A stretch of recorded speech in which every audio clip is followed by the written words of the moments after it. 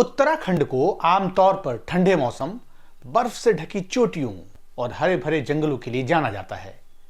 यही वजह है कि जब सर्दियों में यहाँ के जंगलों में आग की खबरें आती हैं तो ये बात चौंकाती भी है और डराती भी।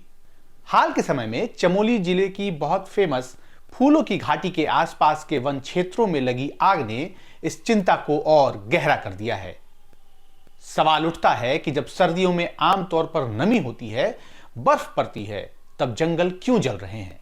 क्या ये सिर्फ एक अपवाद है या किसी बड़े बदलाव का संकेत? नमस्कार, मेरा नाम विनीत है। देश दुनिया की आर्थिक राजनीतिक उथल पुथल से इतर मैं हर हफ्ते सोमवार को आपके लिए लेकर आता हूं हमारी धरती, हमारे पर्यावरण की कहानी। शो का नाम है बोले धरा।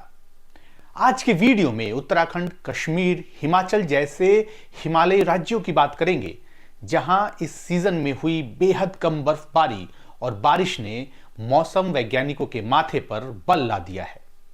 इसका कुछ जिक्र हमने अपने पिछले वीडियो में किया था, जिसमें मुख्य रूप से हमने हमारा जो मौसम का चक्र पिछले कुछ सालों में बिगड़ा है उसकी कहानी थी। लेकिन आज के वीडियो में हिमालयी क्षेत्रों में कम बर्फबारी और बारिश से जो चिंताएं पैदा हुई हैं उसके बारे में थोड़ा और विस्तार से चर्चा करेंगे। तो आइए शुरू करते हैं।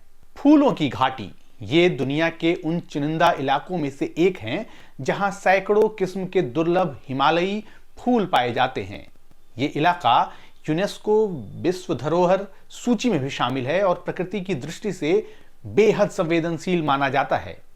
आमतौर पर इन इलाकों तक आग का खतरा कम समझा जाता रहा है क्योंकि ऊंचाई ज्यादा है, तापमान कम रहता है और सर्दियों में बर्फबारी होती है। लेकिन हाल की आग ने ये धारणा तोड़ दी। दुर्गम पहाड़ी इलाका, खड़ी चट्टानें और सीमित पहुंच, इन सब कारणों से आग को बुझाना मुश्किल रहा है। यही वजह है कि प्रशासन को वायुसेना तक से मदद लेनी पड़ी। हेलीकॉप्टर से आग बुझाने की कोशिशें हुई। ये घटना सिर्फ एक जगह की नहीं बल्कि इस पूरे पहाड़ी राज्य के लिए चेतावनी है। बात सिर्फ फूलों की घाटी की नहीं है, कुछ और जगहों पर भी आग की खबरें पिछले कुछ दिनों में आई हैं। नंदा देवी बायोस्फीयर रिजर्व और फूलों की घाटी के अलावा देहरादून के पर्वतीय इलाके त्यूणी में जंगल के इलाकों में आग, वरुणावत पर्वत पर आग की खबरें आ चुकी हैं। इससे वन संपदा के साथ साथ वन्य जीवों को कितना नुकसान हुआ है यह आकलन अभी किया जा रहा है। लेकिन सवाल है कि सर्दियों में आग की इतनी घटनाएं क्यों हो रही हैं? अधिकारी कहते हैं कि जांच की जा रही है। आग लगने की वजह जो भी रही हो, लेकिन यह बहुत हद तक तय मानकर चलिए कि उसके फैलने की वजहों में मौसम का बहुत बड़ा हाथ है। और मौसम चक्र अगर बिगड़ा है तो जाहिर तौर पर इसमें हम इंसानों का हाथ तो है ही। मौसम चक्र किस कदर बिगड़ रहा है उसे ऐसे समझिए कि मौसम विभाग के डेटा के अनुसार दिसंबर 2025 और जनवरी की 15 तारीख बीत जाने तक उत्तराखंड में बिल्कुल भी बारिश नहीं हुई। हिमाचल प्रदेश में 1901 के बाद दिसंबर में छठी सबसे कम बारिश रिकॉर्ड की गई, जबकि जम्मू कश्मीर में जनवरी में बहुत कम बारिश और बर्फबारी हुई है। दिसंबर करीब करीब सूखा ही गुजरा। नतीजतन इस सर्दी में हिमालयी राज्यों में पहाड़ों की चोटियां असामान्य रूप से सूखी हैं, बर्फ लगभग गायब है। इससे आने वाले गर्मियों में पानी की कमी का खतरा तो मंडरा ही रहा है। जंगल में आग लगने जैसी घटनाएं और खेती को लेकर चिंताएं भी बढ़ गई हैं। लगभग पूरे उत्तर भारत के लिए ये सर्दी सूखी रही है। जनवरी के पहले पखवाड़े में देश में उम्मीद से 1/4 से भी कम बारिश हुई है। देश का उत्तरी पश्चिमी क्षेत्र सबसे ज्यादा प्रभावित हुआ, जहां इस दौरान उम्मीद की गई बारिश का सिर्फ 8% ही नसीब हुआ। जानकारों का कहना है कि पिछले एक दशक में उत्तराखंड जैसे हिमालयी राज्यों में सर्दियां ज्यादा सूखी होती जा रही हैं। इंडियन एक्सप्रेस की एक रिपोर्ट के मुताबिक आईएमडी देहरादून के डायरेक्टर CS तोमर ने बताया कि पिछले 10 सालों में 4 बार ऐसा हुआ है जब जनवरी में उत्तराखंड में बहुत कम बारिश हुई है। यह बताता है कि इस तरह का ट्रेंड आम होता जा रहा है। लेकिन ऐसा क्यों हो रहा है? बर्फ और बारिश की कमी क्यों हो रही है?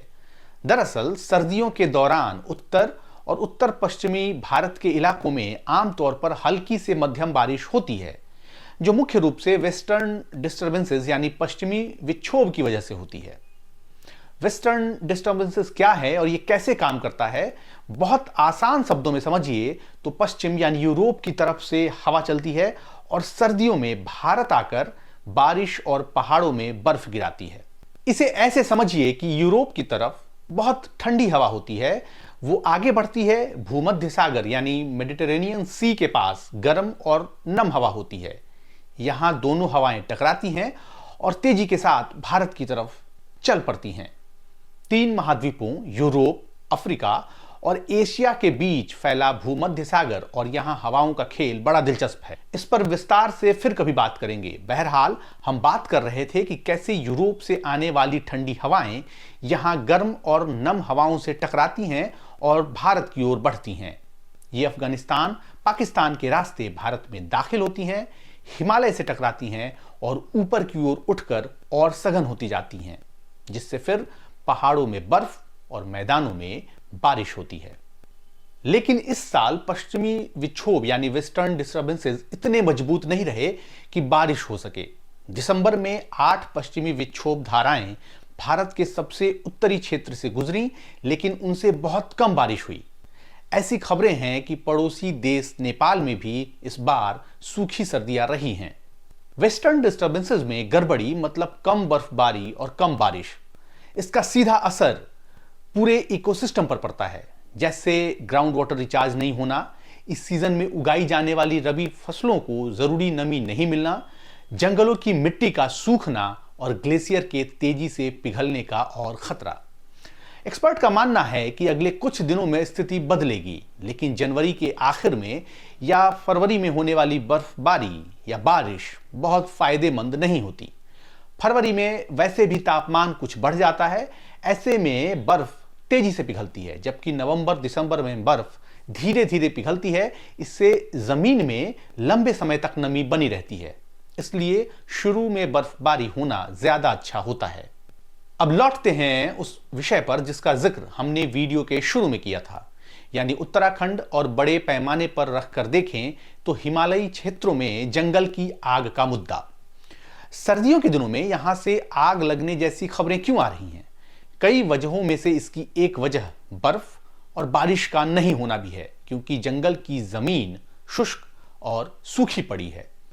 पिछले साल यानी 2025 के 1 नवंबर से फॉरेस्ट सर्वे ऑफ इंडिया ने सैटेलाइट के जरिए उत्तराखंड में 1600 से ज्यादा, हिमाचल प्रदेश में 600 और जम्मू कश्मीर में लगभग 300 आग लगने के अलर्ट रिकॉर्ड किए हैं।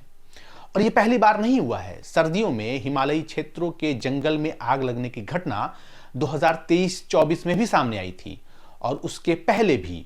अंतर बस इतना है कि ऐसी घटनाएं पिछले 1 दशक में साल दर साल बढ़ ही रही हैं।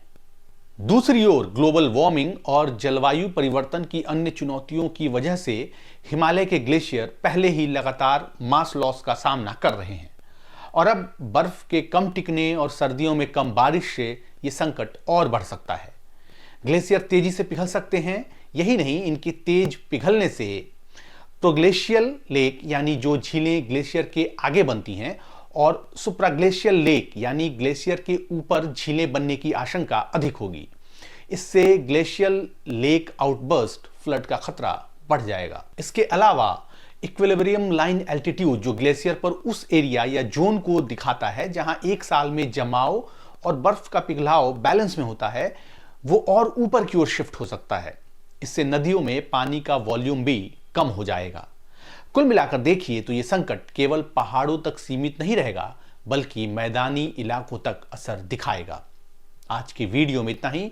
हमारी धरती और पर्यावरण से जुड़े किसी और मुद्दे के साथ अगले हफ्ते फिर आऊंगा आपके सामने। अभी इजाजत दीजिए। नमस्कार।